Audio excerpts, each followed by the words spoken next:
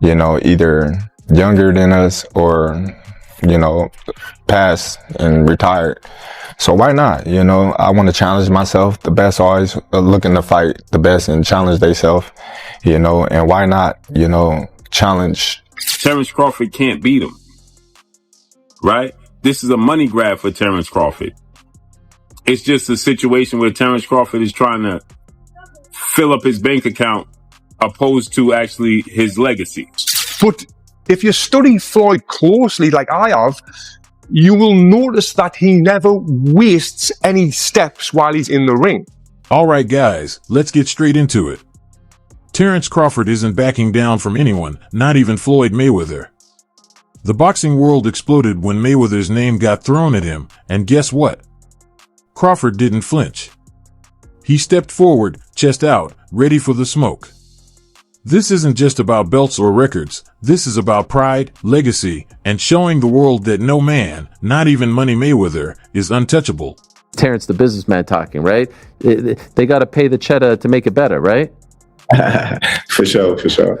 All money ain't good money, so you got to know that. Okay, fair enough. I hate to use the word easy, but at times it did feel like you were, you know, having a really easy time out there. Were you expecting it to play out that way? Listen, it's never easy, you know. Now let me break this down. Stephen A. Smith fired up the debate, asking whether Crawford really had the guts to step into Mayweather's shadow. And boom, Crawford answered loud and clear. He's not only ready, he's demanding respect. He's tired of comparisons, tired of whispers, and he's ready to shut mouths the hard way, with gloves, in the ring, under the bright lights where no excuses survive. Crawford is the best fighter on the planet. Pound for pound, he's that dude. In this 4-belt era, he is now the undisputed world champion 3 times over. 140 pounds, 147, now 168 pounds, claiming all the belts. You don't see people doing that very often. Going up against a guy who was perceived as being bigger and stronger, Crawford was strong. Crawford was strong enough to fend him off, strong enough to make him respect his own power. He used his jab. He used his distance. He had poise in the ring. He wasn't rattled. He backed up and moved when necessary and kept us different. He exchanged enough to gain respect when necessary. It was a brilliant, brilliant, masterful fight on Terence Crawford. But here's where it gets real interesting. Max Kellerman jumped in, saying Floyd's resume is stacked, deeper than most fighters could ever dream. But he admitted something powerful: Crawford is different. He's willing to take on anyone. No cherry picking, no hiding behind promoters, no ducking. That's the dangerous energy Crawford brings. He's hunting legacies, not just victories. And that kind of hunger? It scares even legends. As Canelo Alvarez has been a great fighter his whole career, people like Erislandy Lara gave you the blueprint on how to beat him. People like Floyd Mayweather also gave you the blueprint on how to beat him. But Bud is more fierce, more fearsome, and more angrier and more meaner than both of those guys. So you know if they showed you the blueprint, Bud gonna go out there, take that blueprint and do even more with it, which is what Bud did.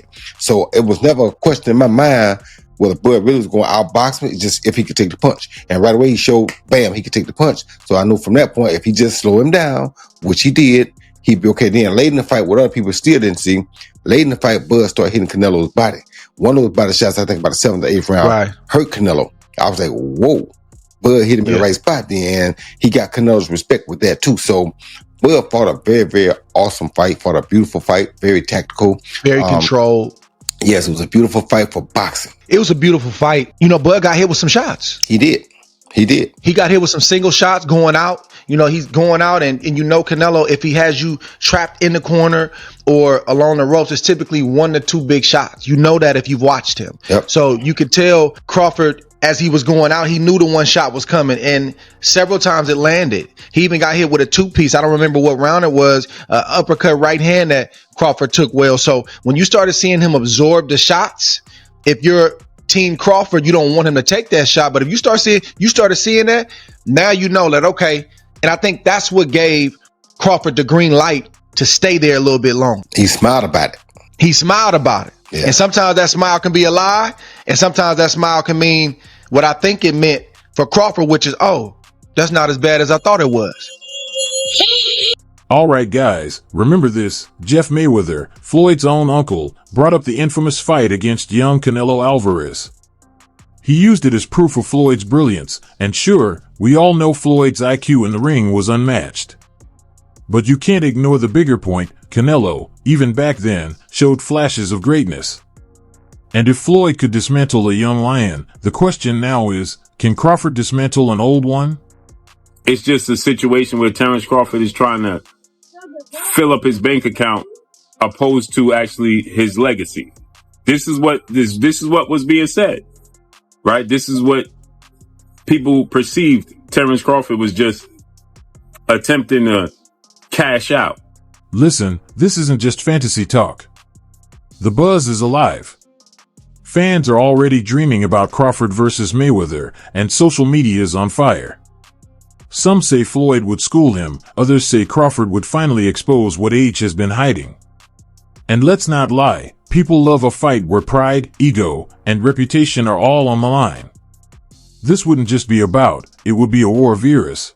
Mayweather is still greater than Terence Crawford. We need to really talk about this now. A lot of you guys are putting Crawford a bit too high. If you want to say Crawford could beat Floyd, I'm more open to that conversation. But when you're lining up the careers, I'm going to say Floyd every time. While they're both 5 division, Bud has become 3-time undisputed, but he's only fought 10 world champions to Floyd's 25 world champions. You can't take away the 5 division, 3-time undisputed. In terms of accolades, yeah, he probably gets the nod over Floyd. I say their accolades are about relative, considering Floyd Mayweather won Fighter of the Decade as well. But when you get to the resumes, Pacquiao, Oscar, Canelo, Cotto, Mosley, Castillo, Marquez, Zab, Gotti, Hatton, and Corley. There's probably way more people that this guy just didn't name. And then when you get to Bud's resume, not saying it's just bad, but the only names that's really worth mentioning is going to be Spence and Canelo. It's not a knock on Bud. Bud was not able to make those fights early on in his career. But I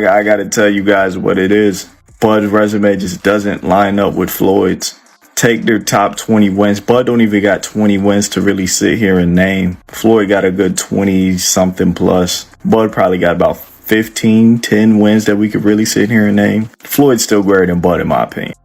But hold up, the story doesn't stop there. Because in the middle of this storm, another giant's name keeps popping up, Canelo Alvarez. Stephen A. Smith put it bluntly, if Crawford wants true greatness, he can't just look back at Mayweather, he's got to look forward at Canelo. Pound for pound supremacy, undisputed legacies colliding, that's the real ticket. Fans want to know, is Crawford brave enough to chase that fight too? Strong mindset, they're really confident, they really believe in themselves, but you need more than that mindset. You need to have the full package of everything that I'm talking about, what Floyd has got. You fighters should only want to get better. The more you win, the more you should work hard. If you think about losing, you're going to lose. All I ever thought about was winning. So that's all I know. Floyd would visualize his success before he even stepped into the ring. There was no alternative to him but winning. And this mindset isn't just for boxing, it's for all walks of life. And I've actually done a full video talking about how I used this mindset of visualization to win my Olympic medal. And it was an absolute game changer. Now, Floyd used to use this mindset to ease the pressure that he put himself under. And he made himself think like, I'm not under any pressure right now, where he was under immense pressure. Pressure either makes you or break you. Well, you see where I'm at, so it's obvious that I'm the type of athlete or I'm the type of entertainer that can deal with pressure. There's never no pressure. Now, if you watch his fight in 2013 when he fought Canelo Alvarez, Canelo came in a young, strong, undefeated fighter, but by round 2, Floyd kind of had him figured out. He was reading Canelo's jab. He would slip outside and then come back with a clean counter punch, then move his feet and get out of the way. He basically had the full fight under control, and he was controlling the full rhythm of the fight. He was forcing Canelo to fight at his pace. And this is what he would do in all of his fights. He would get his opponent to do what he wanted them to do without their opponent even realizing it, which is what we call boxing IQ. Now, even though I'm not a fan of Floyd Mayweather personally, because of the time when I did meet him, what he said to me made me just feel like this guy is a piece of... And here's where it gets savage. David Benavidez, the Mexican monster, is standing in the shadows too. He's hungry, young, and bigger. Some experts argue Crawford's size disadvantage would crush him against Benavidez or even against Canelo. But others fire back, skill beats size, and Crawford's skill is razor sharp. This is what makes the debate explosive. Who's right? Who's ducking who? And who's ready to risk it all? Rock the world.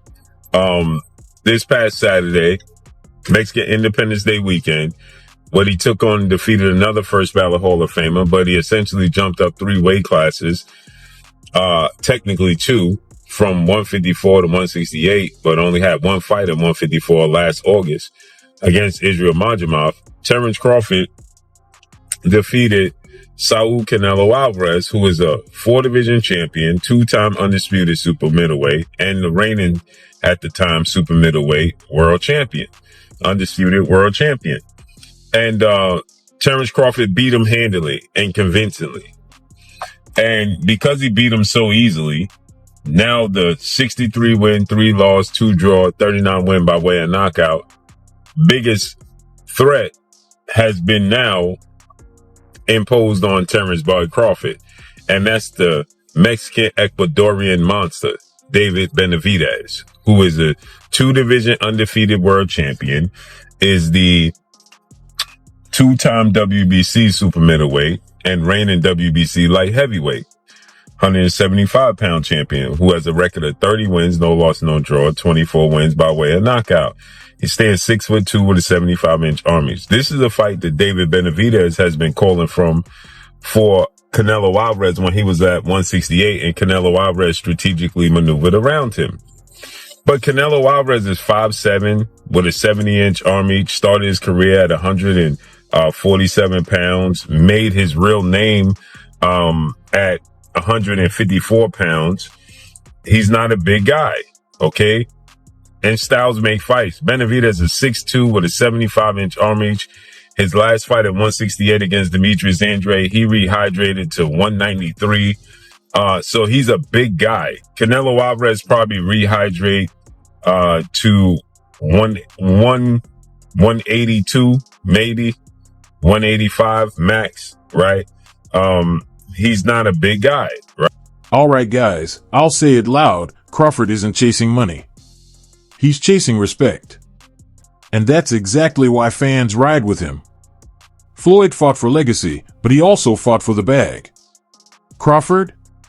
He's putting his whole reputation on the line.